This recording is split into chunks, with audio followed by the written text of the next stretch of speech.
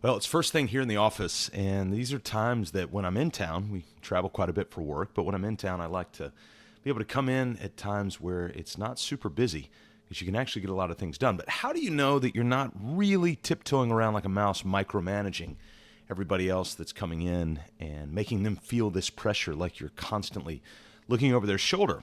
So we have a tool called the Seesaw of Predictability I wanted to introduce you to. Hey, it's Scott Beebe with Business on Purpose, and make sure you tune in every episode that we've got on the Business on Purpose podcast. Also, two of our guys, Sean and Brandon, have started the Dickie and Donnie Do Business podcast. You want to make sure it's on this thread.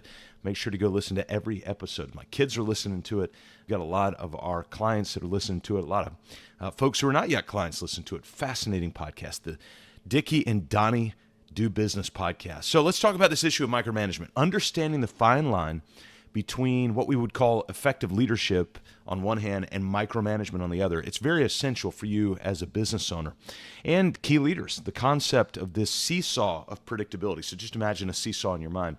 It offers a simple but very, very powerful way to engage whether or not you're leading effectively or you're starting to sort of slip down that slope of micromanagement. So to determine if you're micromanaging, I want you to ask yourself a key question. It's probably good to write this down too. Am I asking the right question at the right time? So if you could just stop there and really begin to meditate on that thought. When either of those elements is out of balance, like a seesaw, you're likely micromanaging. So let's consider some scenarios. Asking the wrong question, but at the right time. So imagine you're in a team meeting and you suddenly request sales figures, let's say from 11 years ago. While the time during the meeting might be appropriate, because it's a meeting, the question itself is pretty irrelevant to current discussions and goals. So it throws people off. They weren't expecting it. And so that unexpectedness, remember the RPMs of great leadership: repetition, predictability, and meaning.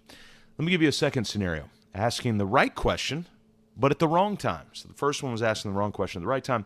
Now we ask the right question at the wrong time. So let's say that you need last week's sales results. That's a perfectly reasonable request. However, if you text your team at 11:37 p.m. on a Friday demanding the information, then you've crossed into micromanagement. A third scenario. You ask the right question at the right time. So you request last week's sales results, that's reasonable, during this week's sales meeting. That's spot on. This demonstrates leadership and accountability, exactly what you should be aiming for. So there's a time to ask the appropriate question, and there's also a time not to ask the appropriate question. If you can maintain that balance, or what we like to call rhythm, you can manage your entire business with healthy leadership practices, the RPMs, repetition, predictability, and meaning. The goal is to equip the team with knowledge tools that they need to handle recurring challenges. By the way, that's a little subtle definition of leadership. If you want to sit and think on that, the goal of leadership is to equip people. Equip. Think about an empty tool belt. You're giving them equipment.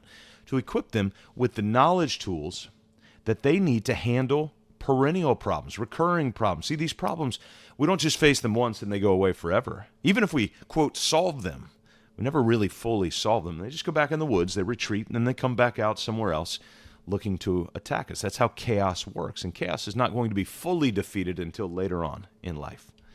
Additionally, you should proactively begin to take those tools that we're equipping other people with and sharpen them, kind of like you do a knife, or hopefully you do your knives when you're cooking at home. Ashley and I like to cook the things they ship you in the mail. So it gives you all the ingredients, and then you cook. It makes you feel like a chef, right? But one of the things I always do, I think it works, is you take that little post, whatever they call that, and you start to sharpen the knife. Well, part of leadership is proactively sharpening those knives on training and development as well. But when you do it, when you ask those questions, right question, right time, it not only helps you avoid micromanagement, but also empowers your team to handle those recurring problems and to perform at their best. So ask the right questions at the right time. You create an environment of trust, accountability, and then continuous improvement. Those are all hallmarks of effective leadership and what you want to do. Hey, I know a lot of you have questions around this. Go to businessonpurpose.com/ask. And if you're a business owner, 3 or more employees, you're doing $1 million or more in revenue, then our coaches always leave slots every week that they can hop on about a 15-minute call with you and just answer any questions you've got. And we call us the Ask Us Anythings. No strings attached, businessonpurpose.com/ask.